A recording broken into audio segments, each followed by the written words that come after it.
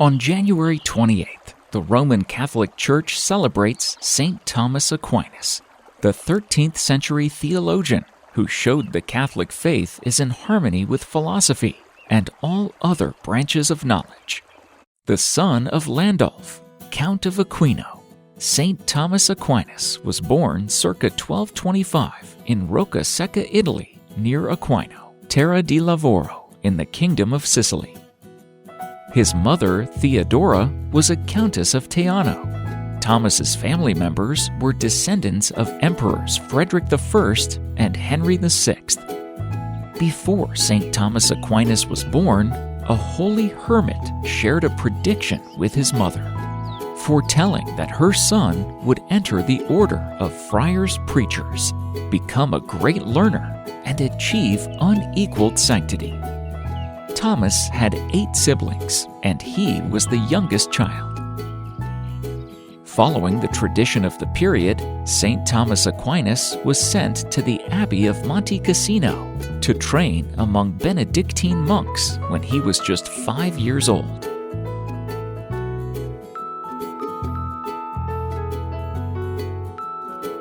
St. Thomas Aquinas remained at the monastery until he was 13 years old, when the political climate forced him to return to Naples.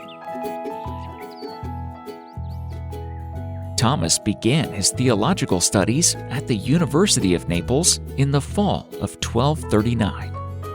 It is believed that Thomas was introduced to his philosophical influences, Aristotle, Averroes, and Maimonides at the university, where he also met John of St. Julian, a Dominican preacher who influenced him greatly.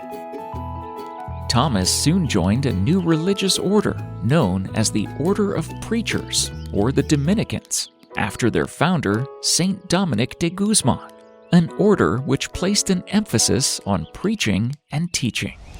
Thomas's parents were none too pleased with his decision to join this new evangelical movement. In order to talk some sense into him, Thomas's mother sent his brothers to bring him to the family.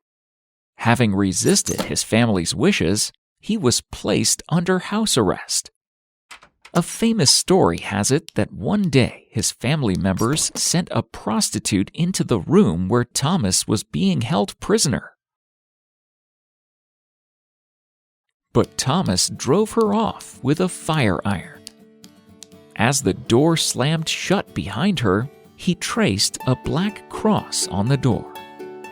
That night, 2 angels appeared to him in a dream and strengthened his resolve to remain celibate. Eventually, Thomas's mother relented, and he returned to the Dominicans in the fall. Thomas went to study at the Faculty of the Arts at the University of Paris, where he is believed to have met Dominican scholar Albertus Mangus, the chair of theology, who was later canonized as a saint by the Church. Under the tutelage of St. Albert the Great, Thomas subsequently earned his doctorate in theology.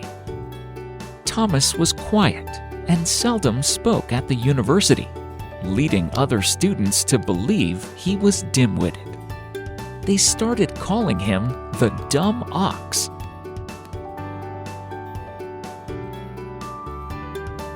After reading Thomas's thesis and thinking it was brilliant, his professor, St. Albert the Great, proclaimed, "We call this young man a dumb ox, but his bellowing in doctrine will one day resound throughout the world."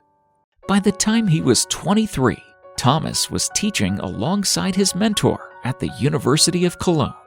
After completing his education, St. Thomas Aquinas devoted himself to a life of traveling, writing, teaching, public speaking, and preaching. Around the middle of the century, Thomas was ordained to the priesthood, in which he showed great reverence for the liturgy and skill as a homilist. Religious institutions and universities alike yearned to benefit from the wisdom of the Christian apostle. Combining traditional principles of theology with modern philosophic thought, Thomas's treatise touched upon the questions and struggles of medieval intellectuals, church authorities, and everyday people alike. Thomas believed that people could have both faith and reason, and said that both kinds of knowledge came from God, so it was all right to have both. This theory is called scholasticism, and his work popularized this theory. He believed that people could prove that God existed in 5 ways, including understanding that cause and effect was all under God's control. All movement in the world came from God, and that human intelligence was a gift from God. He also believed that God was all-powerful, and that people could earn admission into heaven by abiding to moral and government laws. He had lots of followers and people who agreed with him, so he was very influential, both while he was alive and for centuries after his death. Thomas continued to teach and write till 1272, and it was during this time that he wrote his most famous works, Summa Theologiae and De Virtutibus and De Aeternitate Mundi. He later established the university in Naples and took the regent master post.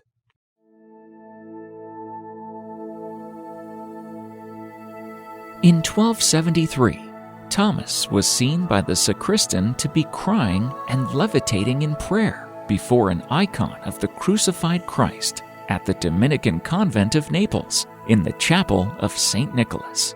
During this prayer, Christ is said to have told him, "You have written well of me, Thomas. What reward would you have for your labor?" Thomas replied, "Nothing but you, Lord." Following this exchange, something happened, but Thomas never wrote or spoke of it. Thomas refused to write any more.